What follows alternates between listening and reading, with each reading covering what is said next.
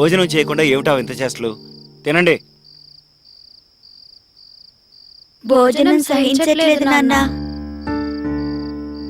ఏనాన్నా, ఏమైంది? జ్వరంగా ఏమైనా ఉందా? జ్వరమేం లేదమ్మా, బాగానే ఉన్నాం. మరెందుకు మీరు భోంచేయట్లేదు? మీకు ఇష్టమని పప్పు టమాటా కూర కూడా వండాను, శుభ్రంగా తినేయండి.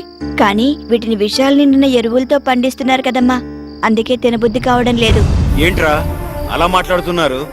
ఎప్పటి నుంచో తింటుంది ఈ పంటల ఆహారమే కదా. ఈ రోజేంటి కొత్తగా మాట్లాడుతున్నారు? తినండి. పిల్లల్ని ఎందుకండి అలా కసురుకుంటారు? అసలేం జరిగిందో నేను అడిగి తెలుసుకుంటాలేండి, మీరుండండి. ఏమైందిరా?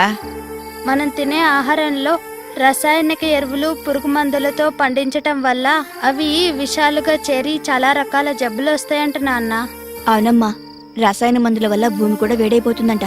ఇలా జరిగితే మనతో పాటు కొంతకాలానికి అన్ని జీవరాశుల ఉనికికే ప్రమాదమటమ్మా. అందుకే మనం కూడా విష ఎరువులను వాడొద్దు నాన్న.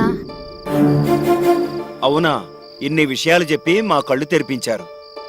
సరే, రేపే మీ పాఠశాలకు వచ్చి మీ టీచర్ని కలిసి ప్రకృతి వ్యవసాయ పద్ధతులు తెలుసుకొని ఆ ప్రకారంగానే ప్రకృతి వ్యవసాయం చేస్తాను. సరేనా?